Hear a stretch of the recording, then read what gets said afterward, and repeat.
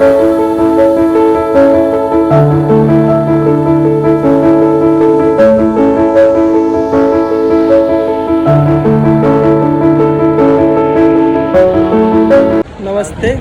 आपका स्वागत है आपके ही चैनल शिवांश पटेल गुर्जर में एक नई वीडियो में। तो अभी हम लोग हैं ओंकारेश्वर, और ओंकारेश्वर भारत के बीच में स्थित मध्य प्रदेश राज्य के खंडवा जिले के मानधाता क्षेत्र में स्थित है। और इंदौर और ओंकारेश्वर में लगभग 80 किलोमीटर का डिस्टेंस है, और वहीं खंडवा और ओंकारेश्वर में लगभग 70 किलोमीटर का डिस्टेंस है। और ये जो गेट है ये ओंकारेश्वर का एंट्री पॉइंट है। इसके साइड से न्यू बस स्टैंड बना हुआ है, जहाँ से सारे आवागमन के साधन आसानी से आपको मिल जाते हैं। और यहाँ पर कुछ सेल्फी पॉइंट भी इस टाइप से बने हुए हैं। थोड़ा आगे जाने पर दो रास्ते हैं, जिसमें से लेफ्ट साइड वाला मेन मार्केट से मंदिर की ओर जाता है, और राइट साइड वाला डैम और गजानन महाराज आश्रम की ओर जाता है। और हम लोग मंदिर वाले रास्ते से जैसे ही अंदर होते हैं तो पहले तो ओल्ड बस स्टैंड लगता है, और वहीं से मेन मार्केट चालू हो जाता है।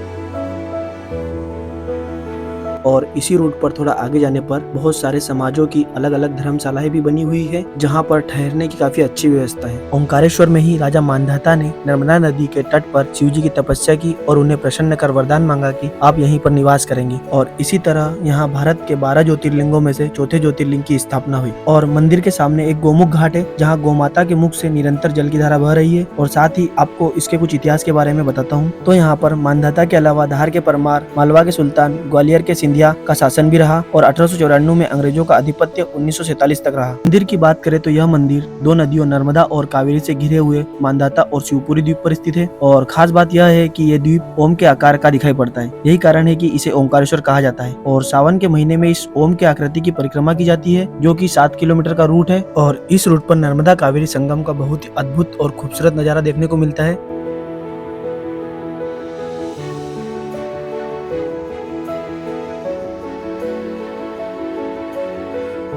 और इस संगम से जैसे ही परिक्रमा को आगे बढ़ाते हैं तो गौरी सोमनाथ मंदिर देखने को मिलता है। ये मंदिर बहुत ही अद्भुत है, और इसे ही मामा भांजे की कोठी भी कहते हैं, क्योंकि यहाँ का जो शिवलिंग का आकार है वो कोठी के टाइप का है। और कुछ कहानियां भी जुड़ी हुई है, कितनी सच है या झूठ है यदि आपको पता हो तो कमेंट करके बताना। अब मुझे जो पता है उसके बारे में मैं आपको बताता हूँ। तो यहाँ का कोई राजा था, उसे ऐसा पता चलता है कि इस शिवलिंग में फ्यूचर दिखाई देता है। उस राजा ने जब इस शिवलिंग में झांक कर देखा तो उसे पता चलता है कि उसका अगला जन्म किसी जानवर का होगा। तो उसने इस शिवलिंग को जला दिया। तब से इस शिवलिंग का रंग काला है, और इसमें कुछ दरारें भी दिखाई देती हैं। यहाँ से जैसे ही आगे बढ़ते हैं तो कुछ दूरी पर आदि शंकराचार्य की मूर्ति है, जिसे स्टेचू ऑफ वननेस भी कहते हैं। और इस परिक्रमा में जैसे ही आगे बढ़ते जाते हैं तो बहुत सारे छोटे और बड़े मंदिर लगते हैं, और ऐसा माना जाता है कि इन मंदिरों में से बहुत सारे मंदिरों की स्थापना पांडवों ने अपने वनवास के दौरान की थी। और परिक्रमा समाप्त करने के बाद हम ओंकारेश्वर मंदिर आते हैं। और ये जो मंदिर है ये 5 फ्लोर का बना हुआ है, और सभी पर महादेव के अलग अलग स्वरूप भी हैं। जैसे पहले पर महाकालेश्वर मंदिर है, दूसरे पर ओंकारेश्वर, तीसरे पर सिद्धनाथ महादेव, चौथे पर गुप्तेश्वर महादेव, और 5वें पर राजराजेश्वर महादेव है। और ओंकारेश्वर महादेव शिवलिंग पूर्णतः प्राकृतिक है, इसे किसी इंसान ने नहीं बनाया है।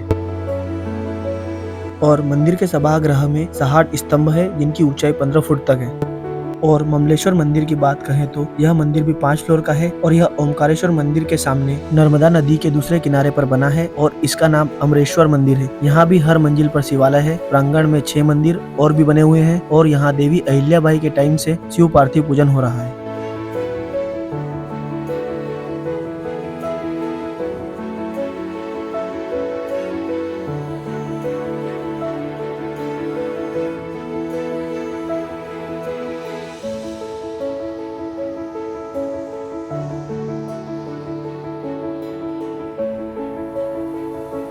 और ओंकारेश्वर में मां नर्मदा के तट पर होने वाली रात्रिकालीन आरती का भी बहुत ही अद्भुत महत्व है। इसका दृश्य भी काफी मनोरम होता है।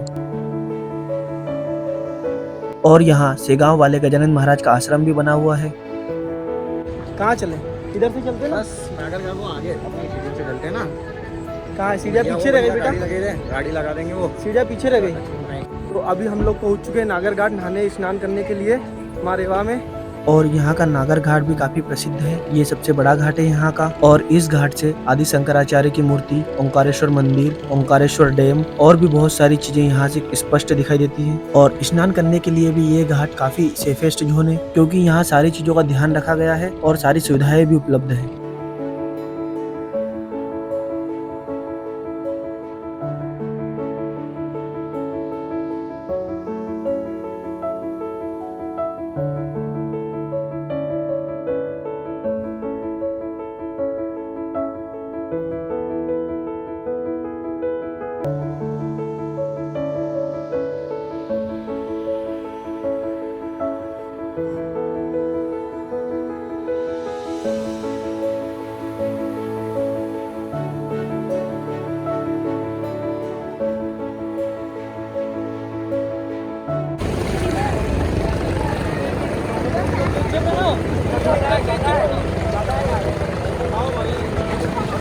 भाई पानी का बहाव काफी तेज है।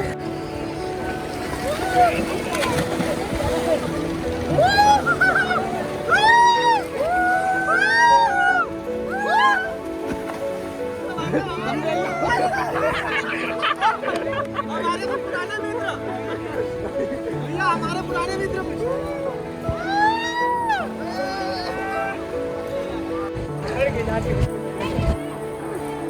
भुक्कड़ों की तरह पापड़ खाते हुए भैया।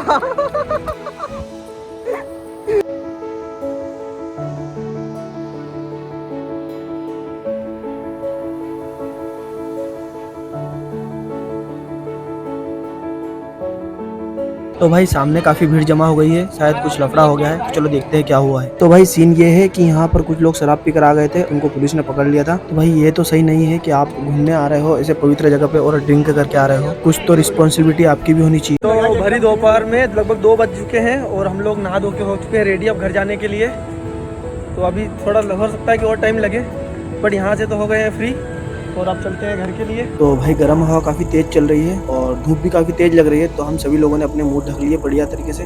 तो यहाँ पर हम लोगों ने थोड़ा सा वीडियो शूट फोटो शूट कर लिया है। अभी रास्ते में सोचा थोड़ी देर वेट कर लें क्योंकि धूप काफ़ी तेज़ लग रही थी। तो अब हम लोग निकलेंगे घर के लिए और ठीक है, यहीं ये ब्लॉग को ख़त्म करते हैं। ब्लॉग पसंद है लाइक करें, कमेंट करें और सब्सक्राइब करें चैनल को। मिलते हैं किसी नेक्स्ट ब्लॉग में, तब के लिए बाय, जय श्री राम सभी को।